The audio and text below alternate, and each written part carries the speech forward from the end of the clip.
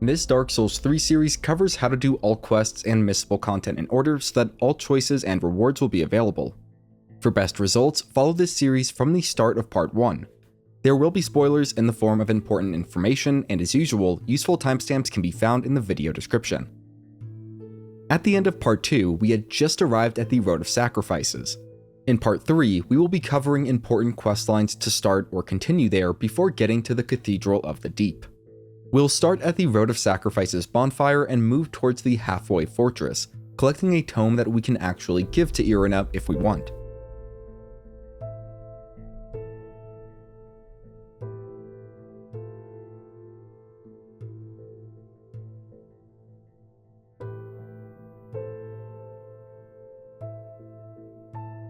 On the right side of the bridge that crosses over to the halfway fortress is a ledge that we can drop down to. There's a small cave nearby that contains the Braille Divine Tome of Carim, along with Morn's Ring.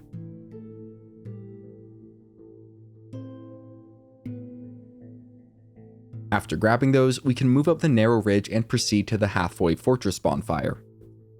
2 friendly NPCs will be nearby, Horace and Anri of Astora.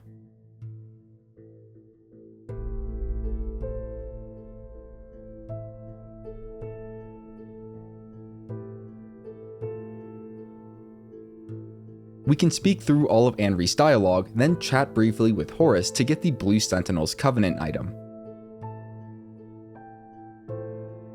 If we go back to Firelink Shrine, there should be a new NPC waiting for us by the name of Sirris, and we can speak with her to begin her quest. Also, as a quick reminder, if you do go to give the Carim tome to Irina, just make sure that you don't give her the Launder tome, as that can jeopardize her quest. Next, we will return to the halfway fortress and move deeper into a swamp area. There are several short drops we can go down here, then move up along the shoreline to the right.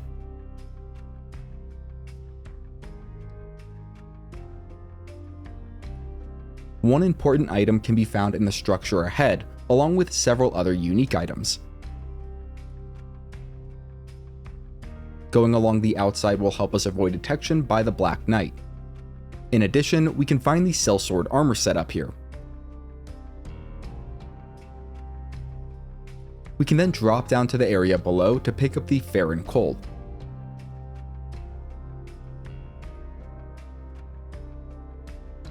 On our way back out of this area, we can pick up the sellsword twin blades.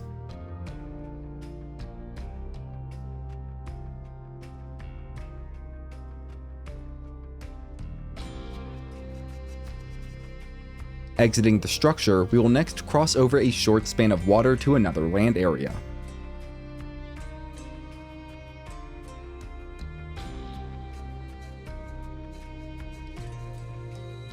Moving through these woods with the rock wall to our left, we should eventually be able to find the Crucifixion Woods bonfire.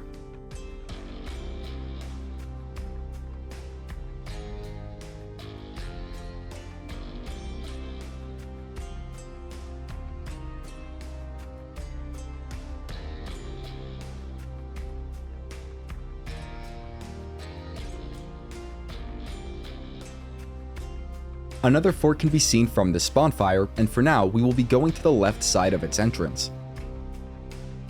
If you are embered, you will be able to see a purple summoning sign for the Mad Phantom of Holy Knight Hodrick. I'm almost positive that this fight is completely optional and only gives 1000 souls. In any case, we will continue moving along the left side of the fort, eventually going down a short drop to find another Estus shard. We can then circle around the other side of the fort to make a quick return to the Crucifixion Woods bonfire.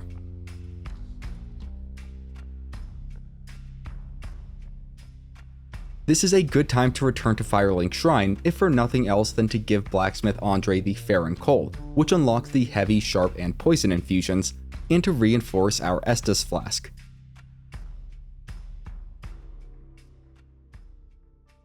Returning to the Crucifixion Woods bonfire, we will now be moving across a larger body of water. Along the way, we can go into a small chamber on our left to grab the Sorcerer armor set and Sage ring.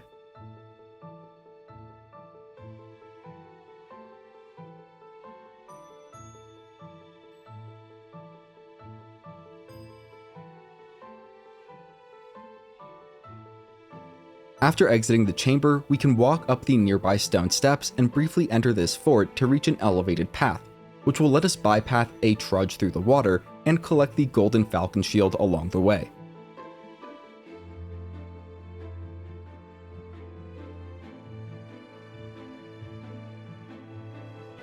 There are 2 hostile NPCs ahead that grant unique drops and do not respawn once defeated.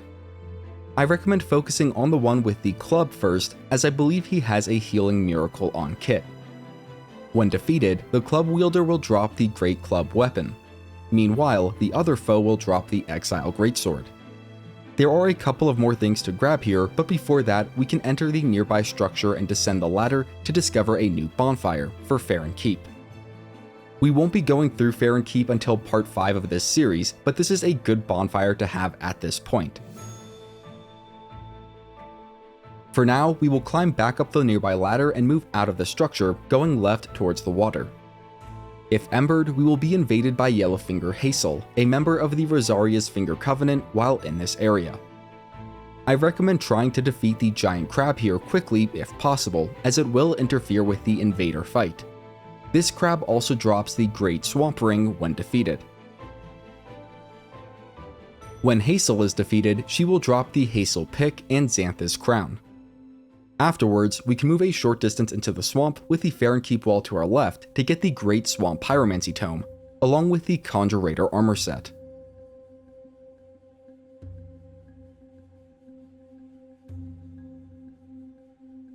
If we want, we can then return to Firelink Shrine and give the Pyromancy Tome to Cornyx.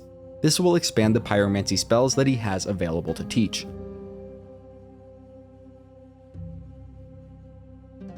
An intelligence stat of 10 is required for this next step.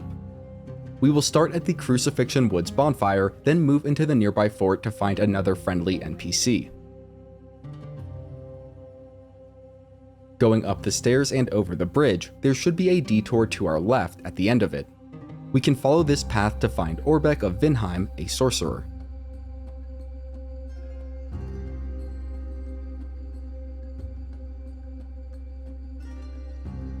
If we have an intelligence of 10, we can speak with Orbeck and ask to learn sorceries. We can then make a promise to recruit Orbeck to Firelink Shrine. We'll need to give him a sorcery scroll before defeating the Abyss Watchers, or else he will leave, but don't worry, we will be doing just that later in this series. For now, we can drop down to the area below. If we are embered, we should be able to find the summoning sign of Eygon nearby, and he can be summoned to help us with the upcoming boss fight.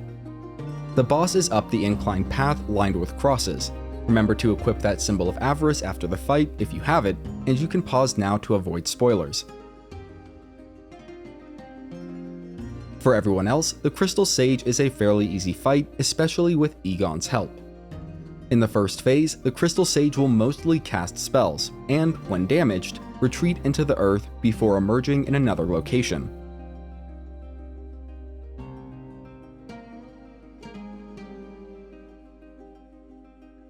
Phase 2 gets a little more tricky, as the Crystal Sage will also summon mirror images to obfuscate her location.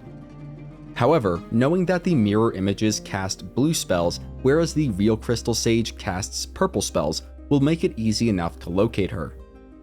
Quickly equipping the symbol of avarice after she is defeated will get us an extra 3,000 souls. In addition, we will get another unique boss soul, the Soul of the Crystal Sage, which can be redeemed at Ludleth. We can discover the nearby bonfire, then return to Firelink Shrine to spend our souls. In addition, we can find Orbeck sitting across from Cornyx. He will have a set of basic sorceries to teach, and we will expand this by collecting scrolls throughout the course of the game. This next part is very important. If we interact with Yuria and select the Talk option, she will task us with eliminating Orbeck. I strongly advise against doing this now. That is because we will have the opportunity to complete this task for Yuria later on, after fully completing Orbeck's quest and getting all of his rewards. For now, we will return to the Crystal Sage bonfire and make our way down a new path to reach the next major area. We can grab the Herald armor set along the way before crossing a cobblestone bridge to reach the Cathedral of the Deep bonfire. If you are having trouble or need any clarification on what was covered in this video, you can reach out to me in the comments where I will do my best to help. The Cathedral of the Deep will be covered in part 4 of this series. You can find that over on my channel, and if you're new, consider subscribing. You're helping me feed my cat. Her name's Marshmallow. Have a great day if you're here today, have a great Sunday, and a great week. And as always, thanks for watching.